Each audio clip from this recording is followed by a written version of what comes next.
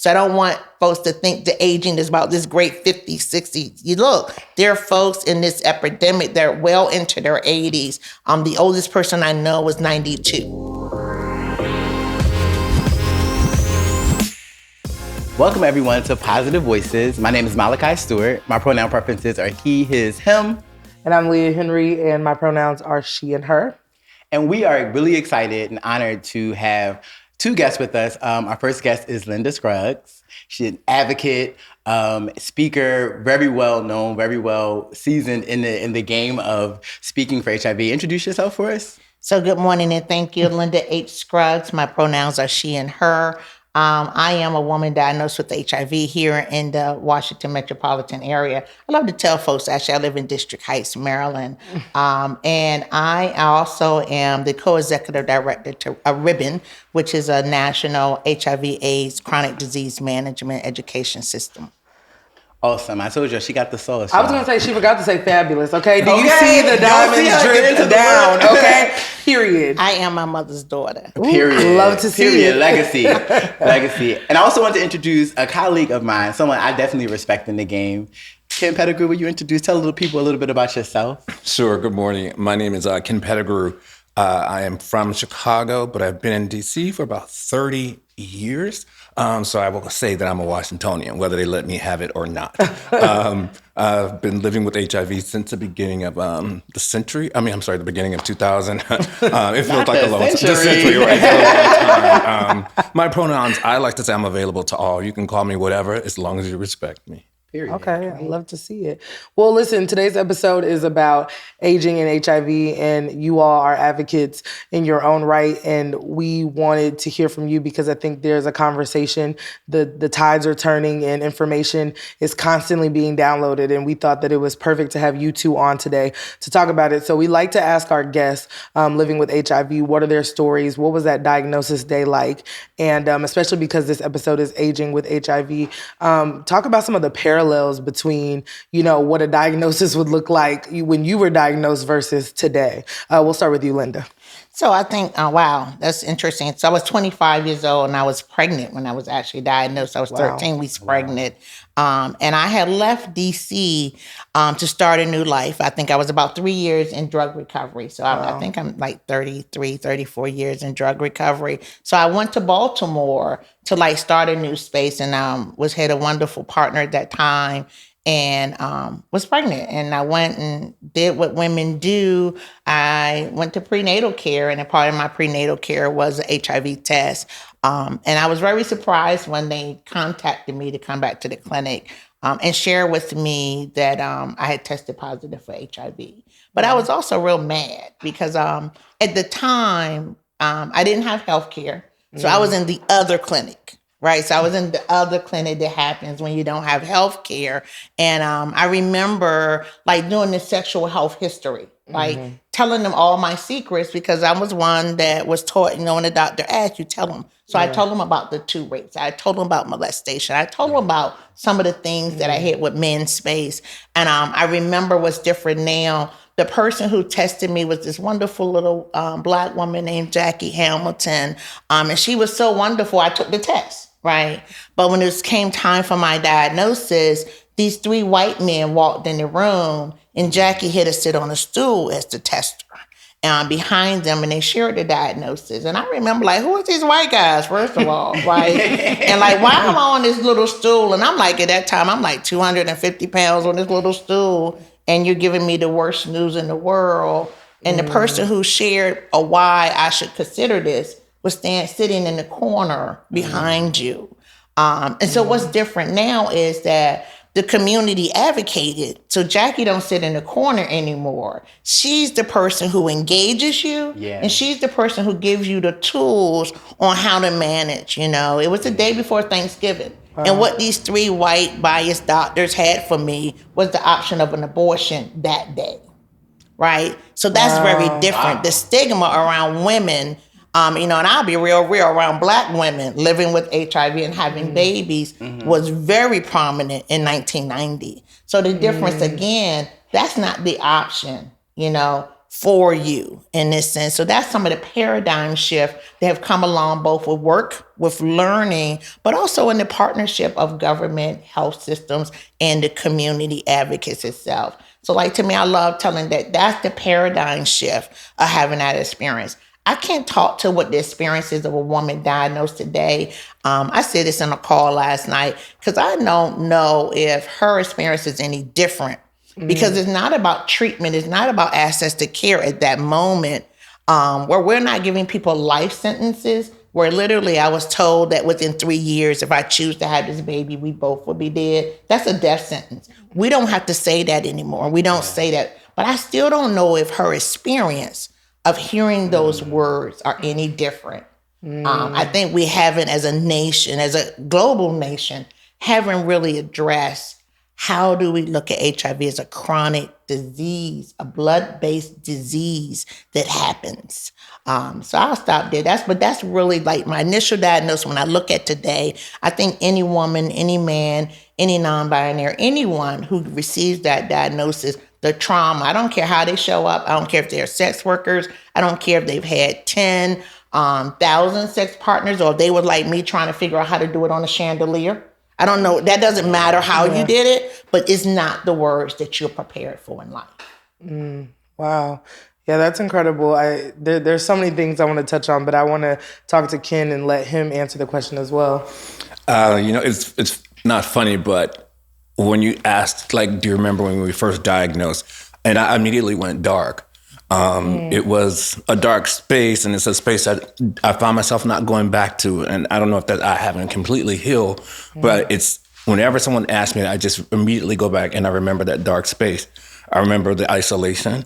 I remember not being able to talk to my family about it. I couldn't talk to my friends about it, although everybody supposed and suspected I was, because at the time I started getting these funny warts on my forehead. I had lost about 40% of the strength in my legs, and I denied it. I just said something wrong. And again, I didn't have anyone. And again, this just takes me back to a space of darkness.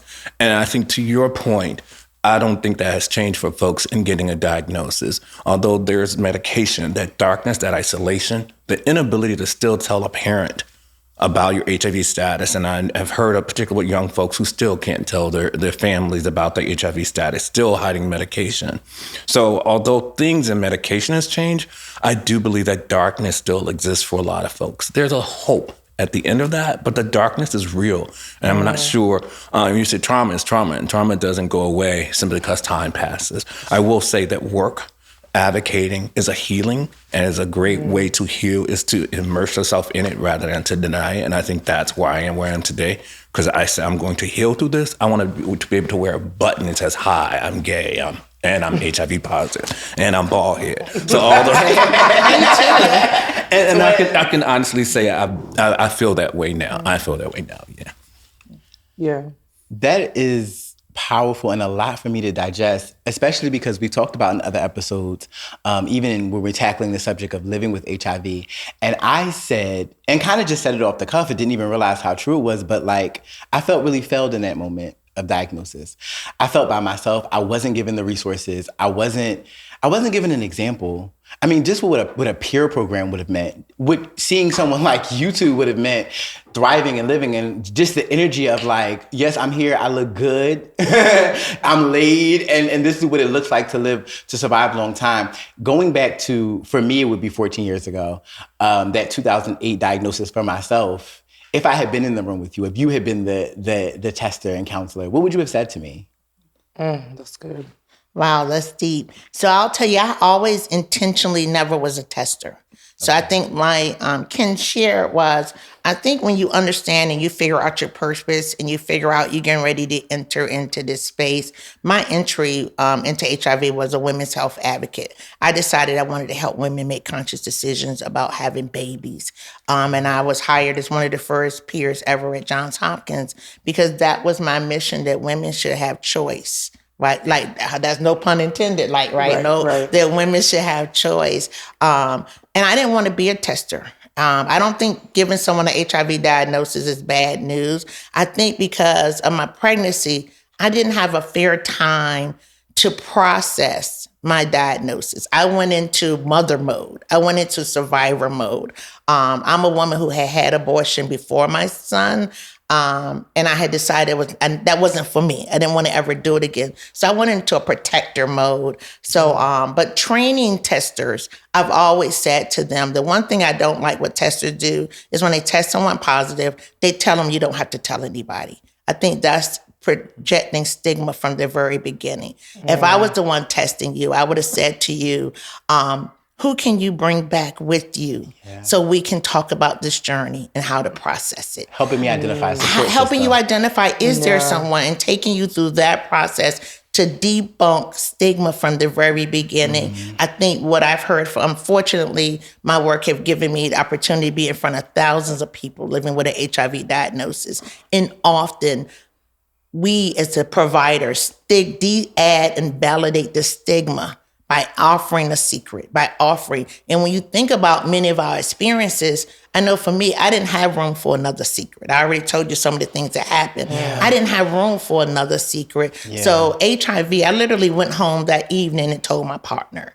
I went home very quick. I just didn't have room for it. I was going to jump off a bridge. I mean, I couldn't wait 3 years. I was going to die if I had another secret. So I always try to make sure I'm talking to folks. If you have room for a secret, hold the secret.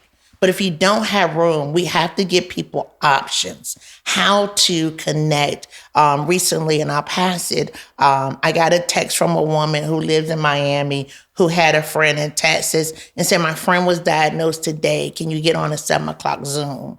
And I thought that was like so huge. Like, wow, your friend got that. And she called her friend that she got diagnosed. And like at 7:00, there was like 50, 70 people from all over this country on the Zoom to meet this woman and her partner. And literally, I mean, that's peer space, right?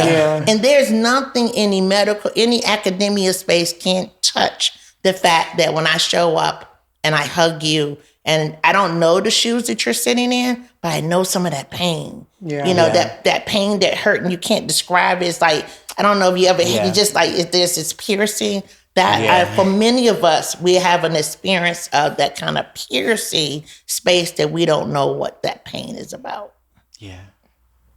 Ken. Wow. So if it was 14 years ago and I was a tester and I was giving you results, I have been a tester. And you just take that energy, and there's no way to avoid it. Giving someone a positive diagnosis, I own it, and you have to own it and then release it before you tell that person. But as a tester, I would tell you, look at me, and I think that's the great part, that I could say, well, you'll be fine. It's going to be a journey. One of the things that I tell people is to think about. It is important to have a network or social support. I tell people to think strategically. The first thing I say, do not tell the criers first, because they're going to make you cry. And I said, go to the intellectual person, and they're going to walk you through this intellectually. And once you have sort of a knowledge base, then go to those criers and those huggers, because the criers and the huggers are great, but you need them after you've thought this through. So I would tell you to look at that network and look at the people who are really strong and strategic and can help you think through things. And then you have that foundation to begin that emotional piece that's going to be lingering. But again, you don't start that off with a cry. So I would tell you, look at me, look at the world, look how much things have changed, and then look at your support system. And if you don't have a support system, I can be part of your support system. That's what I would tell you as a text. Yeah, that's beautiful. And I think, again, y'all's stories are truly inspiring, totally different perspectives, but amazing. I want to talk to you guys about stigma, because obviously over the years, that's changed quite a bit. And then realistically, there's still a lot of stigma out there. But at the time of your diagnosis, can you talk about the reactions of the people around you? Were you embraced? Was there any community? Because you both centrally keep saying that people who are diagnosed need community, and it's such a dark time. So at the time, because we know stigma, even just 15 years ago, was drastically different. So talk about that when it was your time. I'll start with you, Ken. Stigma. So my definition for stigma is what you believe others think about you. And so when I think about when I first diagnosed and what I thought other people thought about me, I thought they thought I was dirty. I thought they thought I was nasty. I think there used to be a saying, you got the package. And I became one of the persons who got the package. I also got on the list of undesirables. Nobody wants you anymore. And, to add that, we don't come into this with a whole lot of self-esteem to begin with sometimes. Yeah. So now you just layered that on. I'm cross-eyed. I'm short. All these things, and now you're living with HIV, and so the stigma is huge. Yeah. But I think to some degree it's because of the attitudes we see around us. But I think we take a lot of that on. So it is true that people have issues and challenges, and say the horriblest things about people who are living with HIV. But I think a lot of that is also we've got some work to do with ourselves because the stigma and how people believe and think about you may never go away. Right. And so how do you then say that's what you think, that's not what I think? And so for me, unpacking stigma from a personal perspective is easier for me to dismantle structural stigma. That's a whole lot of work that I don't have time to do.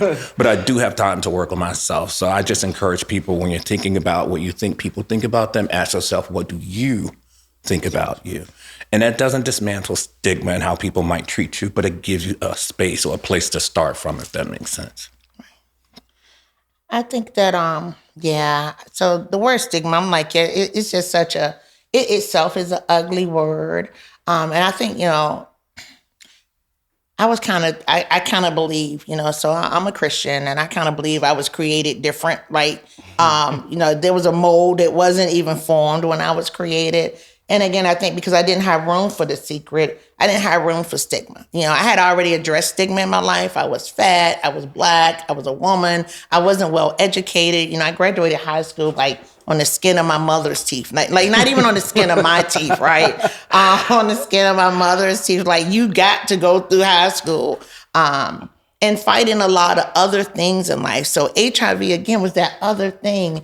And I didn't have room for it. So I think when I think about stigma and I think about this disease, in 1990, nobody was telling me that I should have been looking out for this, right? So my history isn't high promiscuous. And again, I don't care if you had 10,000. Was you yodeling? I really don't care how many partners you had. Did you at least have some yodel space, right? Yeah, so whether you've had 10 partners, or some of the people I know have had one partner and was diagnosed. I think the stigma really is about how do you manage you and how do you want to show up? What are you looking for peace?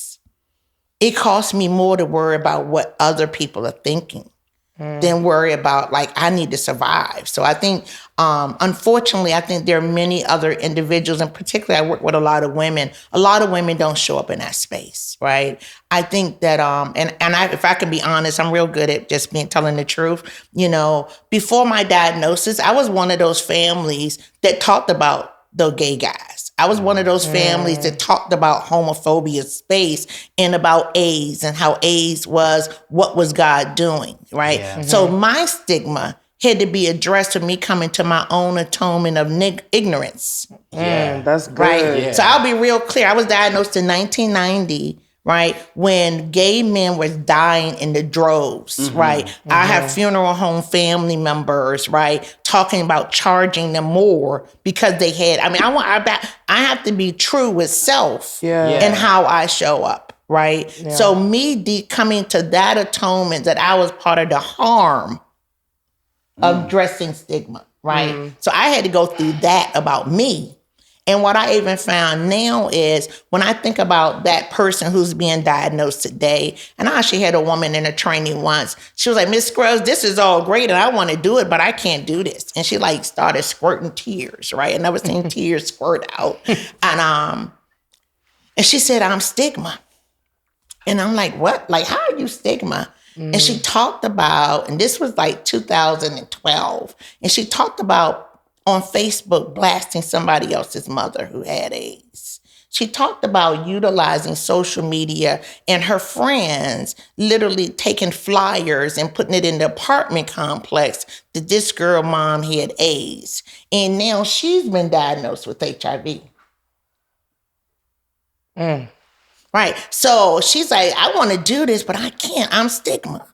right? So I think when we think about how people show up today, it's about some of what Linda had to do. It's that self-atonement. Yeah. What did you say? What did you do? What did you think? Because you think the church would do that because you've been in the church talking. When I went to my church within 6 months of my diagnosis, I'll never forget my bishop, and I was one of those bold people. I'm like, you like me or you not? So I before the whole congregation after Sunday morning. And I remember my bishop coming down and standing between me and the church and saying, nobody's allowed to touch her. Nobody's allowed to do harm to her. Okay. That kind of touched me, right? Because people in the church touch. Yeah. Right? Yeah. So, but I knew that, and you talked about picking your community, I knew that would be my bishop's response.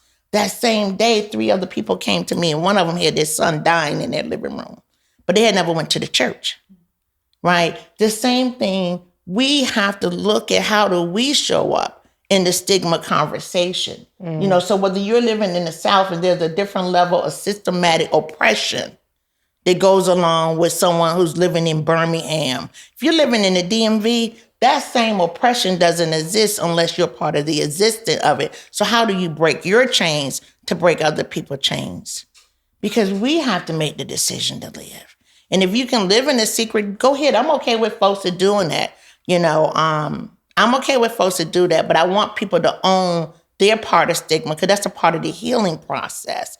And people are like, why you be telling that? I'm not apologizing. It's true.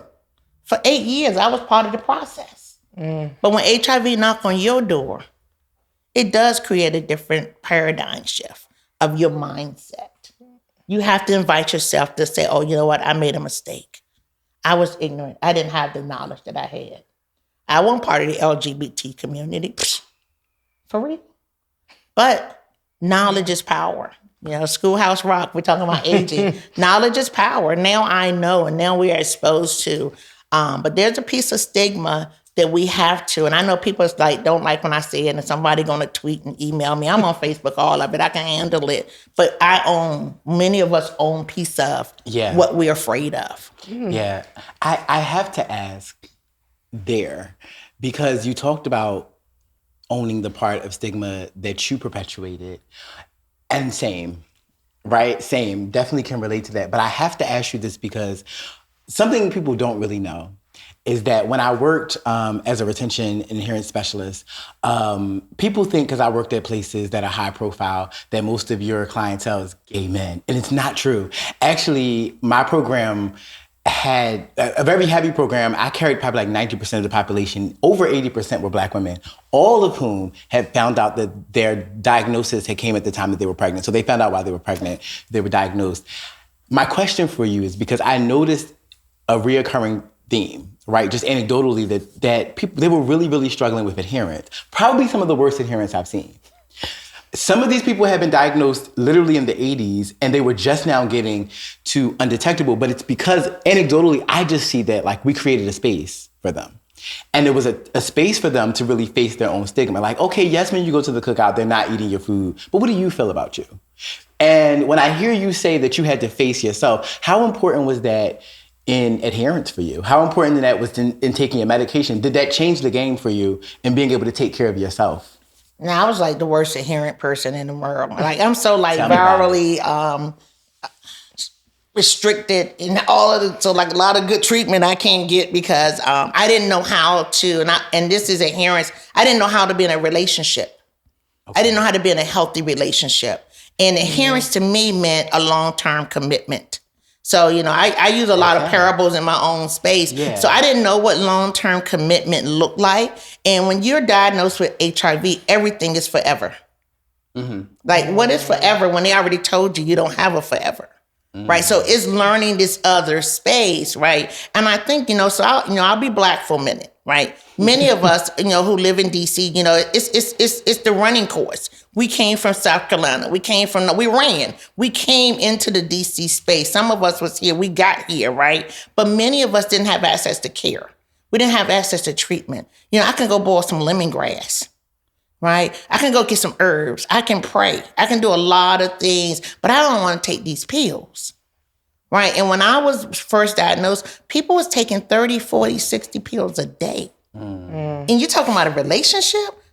And I didn't know, I didn't have enough life space to want to save my life. I didn't want to die, but I didn't have enough life space that I thought that a commitment of 60 pills a day could save my life. So that's some of the difference of being diagnosed then and being diagnosed now. Yeah.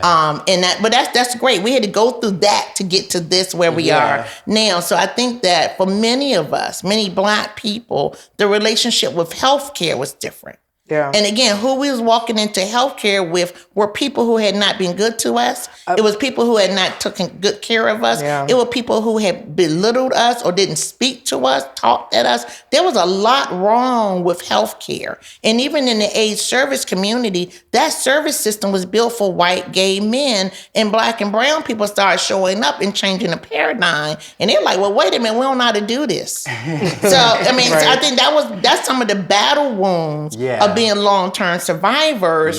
We had to teach people how to do this. You can't do that. I mean, I literally had a doctor, a nurse. She was a nurse practitioner. I had went to Africa and I got these spear earrings that screwed on each end. Now she had seen me with the earrings and I had to come back the next day and I had some different earrings on. She asked me how my hole do that. Like literally, as a Black person, did my hole stretch for that? Because the next day I had hoops on. And she like touched my ear. I'm like, how dare you? And I didn't have that much Christ in me yet, so my how dare you? I was new saved. So, but again, would that mean we're different? Yeah. So the health system thought we were different. Yeah. You know, so that was part of that adherence space. But I'm supposed to trust you. And I'm not even gonna talk about women not being part of clinical trials then and now. Right? So am I gonna grow another boob? Am I gonna grow something that you didn't look for? Yeah. That's part of the adherence battle. That we're not part of the process, and often the process is available, but it's not being advertised or marketed where I can access it most. Absolutely. Ken, what has adherence been like for you? How has it changed? It's funny that my story is probably different. I'm vain and I'm scared to die. And so take the pill, whatever it meant, take that pill. So I was getting skinny, looking funny, and was told you start taking the pill, you'll get your weight back on, the blemishes will go away, you'll start walking.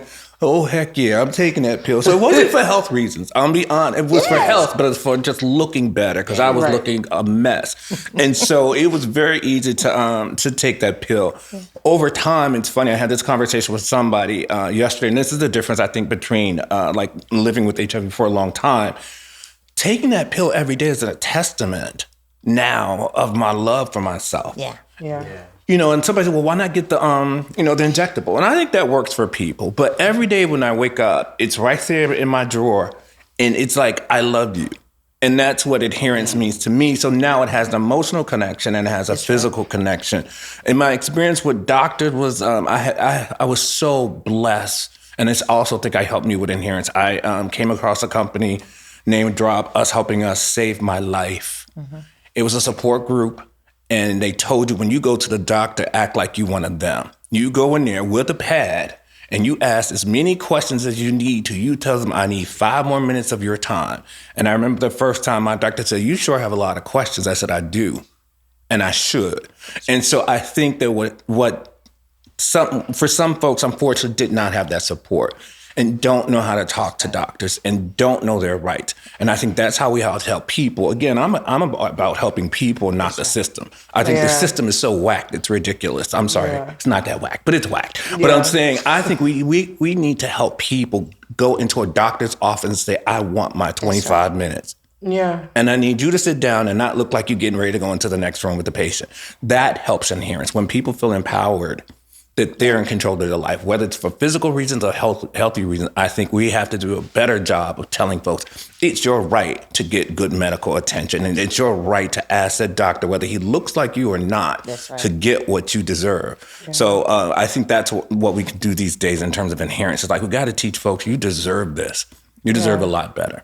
Yeah, this conversation is so good. Listen, I'm literally sitting back, like, watching the podcast, like, with my popcorn. But no, I think, honestly, talking about the parallels of the Black community at that time, because there was so much distrust. I mean, we saw it with the COVID vaccine. Black folk was like, I'm not getting it because I don't know what's in it. You know what I mean? There's still an underlying distrust for the medical system when it comes to communities of color.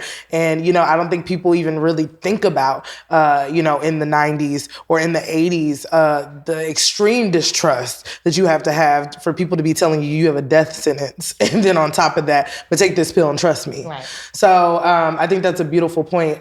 One thing we talk about, Malachi and I have talked about, probably generationally speaking, is disclosure and about how that works. And, you know, he was telling me that this episode, we might see a different perspective than maybe some of our younger guests. So I wanted to know from you all, what are your thoughts on disclosure? You know, you have talked about, you know, not having secrets. So disclosing was not difficult, or maybe it was difficult, but you choosing what space to do so. How do you feel about that when it comes to relationships or just your community in general?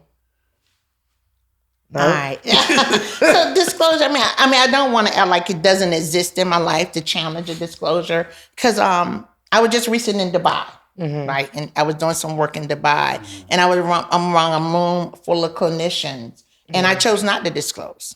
So there are places where I feel that I get to choose when and where. It wasn't a relevant space. There are places here in the community it's not relevant.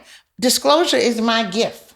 Right? I look at it as my gift. I choose what I want to give you. I don't give people gift cards for holidays and birthdays, because that's like a cop-out, right? I want to go find you that bad bumping dress. I want to go find you that something. Right. So I decide how that shows up. And I want to give you what you can handle. Yeah. Right. And I'm gonna give you the I'm not gonna give you no $500 jeans if your $20 jeans is in the corner. Yeah. Because you're gonna do what with the $500 jeans? You're gonna put them beside the $20 jeans, right? So disclosure have to be a strategic process of why and who you're giving it. If we're talking about health systems, I want you to tell everybody, because I want your clinicians, whether it's a dentist or whoever, be able to treat and manage all of you.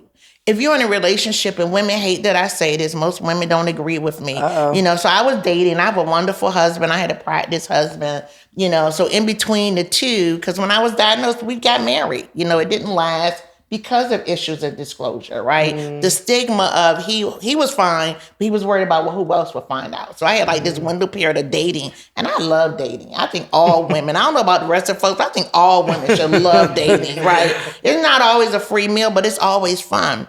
And for me, I'm part of the generation, like, you know, like by the second or third date, and guys, we telling y'all a secret. We start writing your name out if it start feeling good, or we start quivering. right. We be like Linda, you know, Frank Allen, Fitzgerald, Leah right? Blank. So that means that you're emotionally connected. And I'm healing. So disclosure for me is still healing, right? And if I'm emotionally connected, I'm at a place where I might create harm. So for me, dating disclosure, I was like first or second date, I'm telling, because you got to take all of me or none of me, right? There are women who don't even disclose they got kids. Like, how you do that, right? But it happens. Men do that. They don't disclose. But I was protecting me. My disclosure was about me protecting my emotionally me, because I had trauma. I had some hurt stuff. I still was new saved. I might fight you. You hurt me. I wasn't getting hurt no more, right? So disclosure for me was, plus, who are you gonna tell? You don't know none of my friends. It's the first or second date. So I went to that like logic space of disclosure was about me, right? And me dating where I was safe, that you gonna go Google something. What you gonna do? So that's different. But it was that emotion. Once you write Linda Fitzgerald, something, you know, you are emotionally connected. So I tell people, I need you to disclose before you're connected, because now you're creating another level of harm. But if you just had a free dinner, and plus if he left, I already had my money for dinner anyway. I always make sure we could go affordable places. Okay. You know, so I look at it a little different, because it's a real selfish lens. HIV is very selfish for me. I have to make the conscious decision how I show up and how I take care of me. In that space. So I know it ain't for everybody. Go on to dinner. Have some hot. Now they say go to Starbucks somewhere. You know, tell it. Find your safe space. Don't, because once you start meeting family, friends, and all that stuff, you are emotionally connected. You know, and that is what hurts. You know, and I love to tell folks in those 10 years, I only had 2 people to say, I can't do this. You know, they often say, well, tell me how it happened. What happened? Then I got to become the educator. You know, and of the two people that said no, one called me back the next day, was like, let's talk about this. Yeah. So it's also a teaching moment. Yeah. So to me, you know, I'm like having this like research theory thing, like it's a teaching moment. And I found the brother was willing to learn and some of them was willing to stay. I'm just saying next. Kim, were you telling the trade? Were you disclosing to the trade? No. So it's a whole different world. See, when we talk about disclose, it really is just about it probably just sexual for the most part. We could care less. Not we. I'm generalizing the entire population, but it really is like if we're gonna do something, then disclose. I could care less about family and friends knowing. That's not really a thing for me. I think the challenge for gay black men and gay men is that it's that sexual moment, and then it's also that point. You know, there was a theory like tell them the first day you meet them, get it out of the way. Yeah. Then it'd be like, well, no, wait and see if you like them. And either way was a trick bag. The way that I do it now, if I like you, I'm telling you. I'm going to tell you up front. I don't think the whole world needs to know. And particularly if we're not going to get into anything, but I do think disclosure has changed. And I think it's kind of a challenge. I think we have to have a real conversation. With medication, the way it is now, people are not talking about this before sex. Yeah. So it's not even happening. So the disclosure is really sort of taking a back seat because you either try a kind of sex or you think of sex that is safe. Or you're on medication, so you figure, I'm not going to do anything, or they are not doing. It has become such a non-conversation in our community now. But for me, if I was getting to know somebody and want to get involved with them, I would definitely tell them. But I think disclosure, it's a non-topic, I believe, for the most part. And I can't speak for everybody. In my universe, it is a non-topic. And I think, again, you just said that whether you're talking about a sexual interaction, we're talking about relationship. Most women come looking for relationship. We were conditioned to seek relationship, right? So I definitely know in other cultures, it's about sex space. And some women have sex space. And you're right. I think particularly now because you equal you and other things, folks are just having sex again, like and yodeling. I love it. I'm not mad about that space. But again, I think when most women show up, and not to say men don't, because I know many men across identities and, you know, sexual orientations look for relationships. You know, one of the conversations recently talking about, you know, because of you equal you, because of some of the treatment, folks are holding out, and you may not decide you really like that person to somewhere into that relationship. So how then do you disclose when you 3, 6, a year, 12 months in? That's a whole different dynamic. So I know in my educating, working with training and doing stuff, I still encourage people that you have to figure out where for you individually does that conversation show up. Because it's a whole different thing if you kept that for 6 months, a year, and both of you are now, if you just sexing, work it out. Go ahead, yodel. I ain't mad at you. It was a safety issue too, though.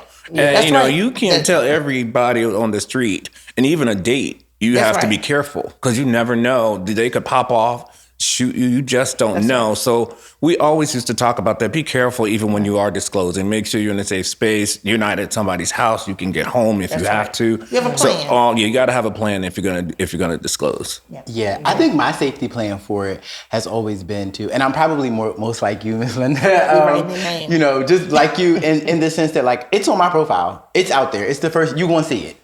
And it's Googleable. So I've been doing this enough. I've been open enough about it for it to find out. That comes with its costs. Yeah.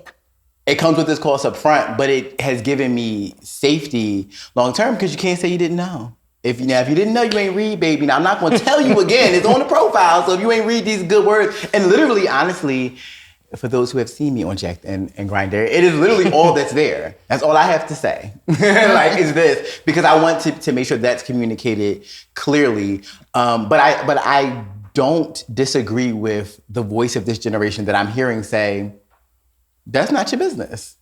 I'm undetectable. There is no risk. It's not your business. I don't disagree with it just from the lens of, for me, when I seroconverted, I didn't care what the intention of the person was. I didn't care. That didn't matter. I owned immediately, like, the moment that I decided to have sex without a condom, that was the risk I took. I owned the inherent risk, the natural consequences of that, and I encourage people to in your own life take control. The same way you take control and you're in the driver's seat as far as your healthcare, you're in control in that fully. So whether that means PrEP for you, whatever protection is comfortable for you, have that protection and protect yourself, because you really can't trust other people to share anything with you. Because like you said, it's safety issues. You don't know where people are with their life. I can't tell a person how to approach stigma. I can't tell. I mean, I'm like you, Miss Linda, I could fight, so I'm not really worried about it if I have to. But there are plenty of people who I have seen be in severely dangerous situations because of disclosure. I would never tell anybody that you owe anybody that. Right. And I don't. And then there's the issue of criminalization. Right. We haven't talked about that, particularly this far into the epidemic, that we're still looking at HIV criminalization, and in the DMV, that's an issue if folks don't know it. So disclosure is also not just about personal space. And I love that you say it's in my social media. I have a pathway for you to see that this space is true, but for that person who haven't chosen that, and much as I like, and it's like, those are like 40-year-old like laws or rules or norms, because some are maybe not even laws, but it's a norm, and a norm built in ignorance and biases, so, I teach young people that piece too, but also, I remember being 21. I'm not forgetting it. I absolutely loved being 21. I would only go back if I could go back with what I know now, right? Because I would do it all over again, right? I'm like, I had so much fun. I had so much fun in my 20s. Like, I would do it all over again.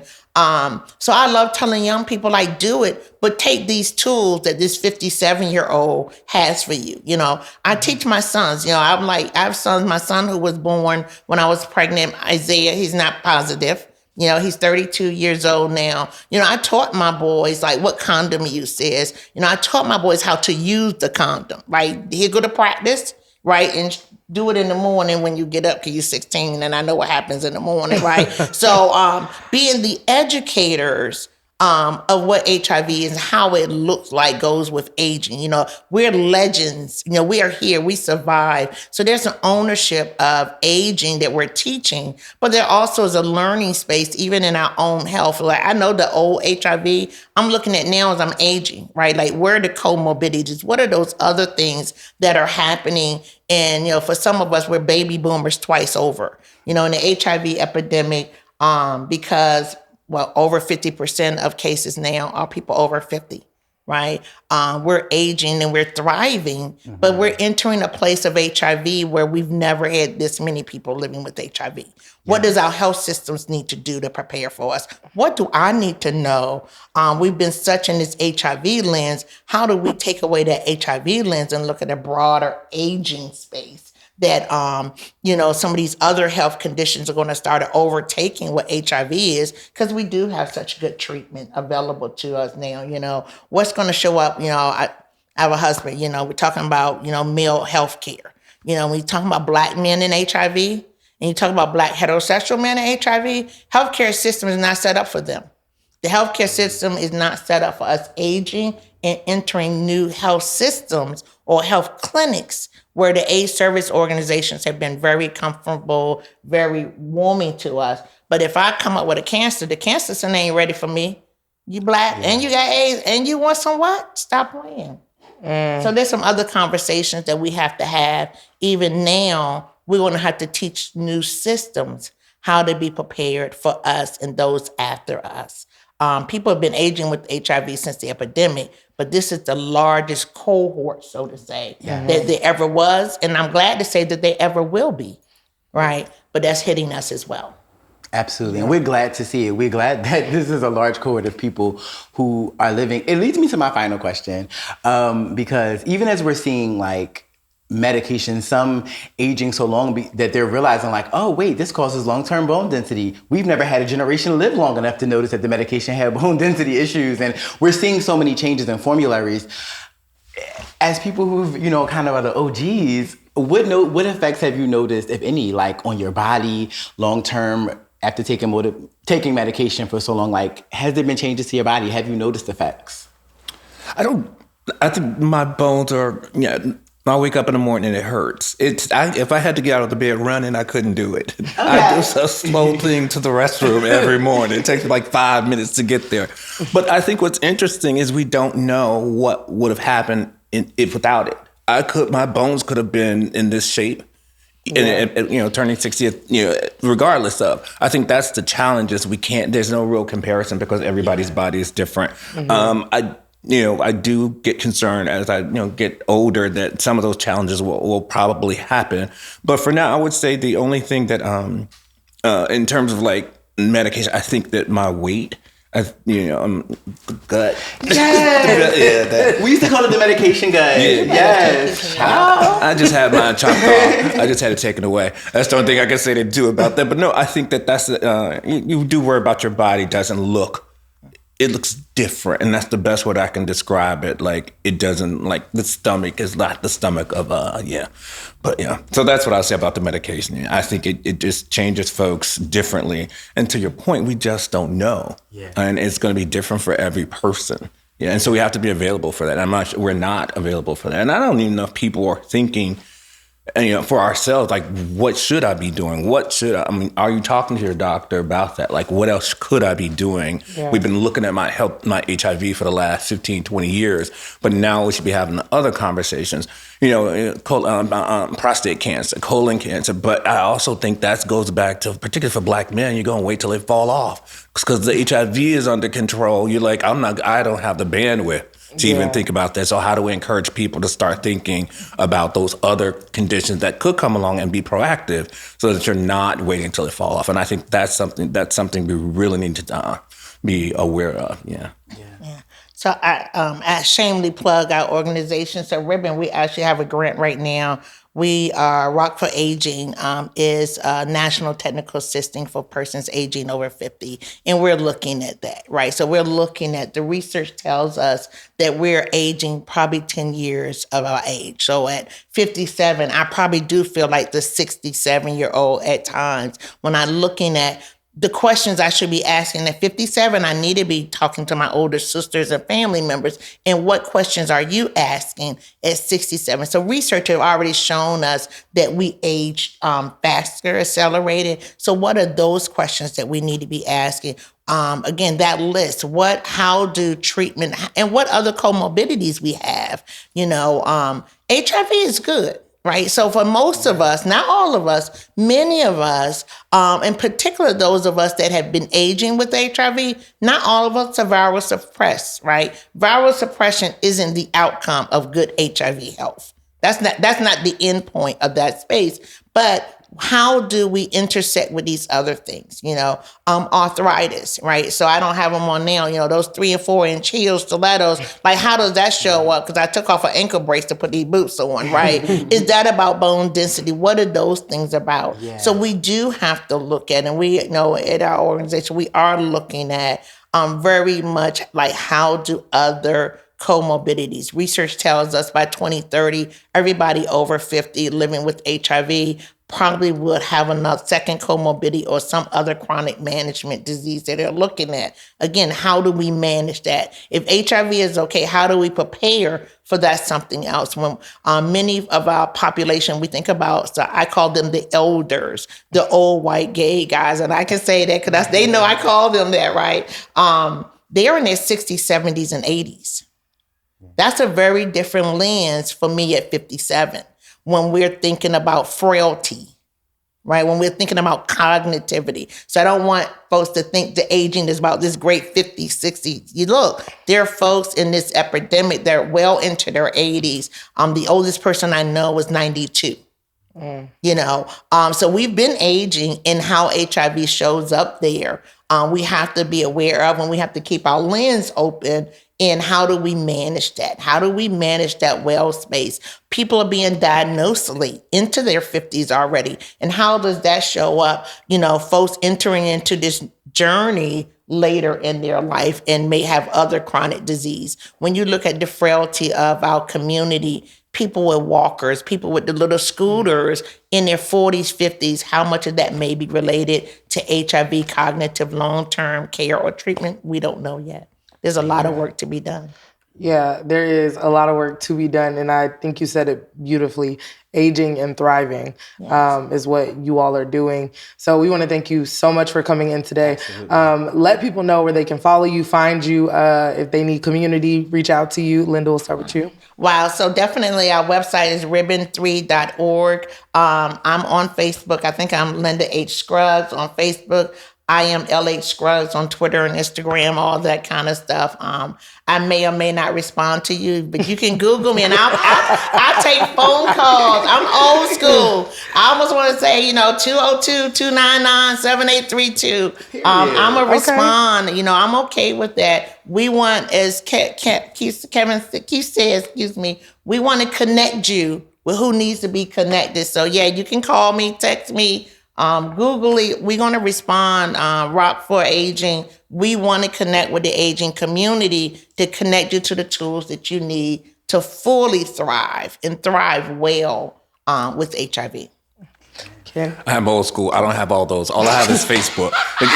You can find me on Facebook, Ken J. Pettigrew on Facebook. Also, I will say this. If somebody wants to reach out, it's 202-498-7426. Text me. I'm available.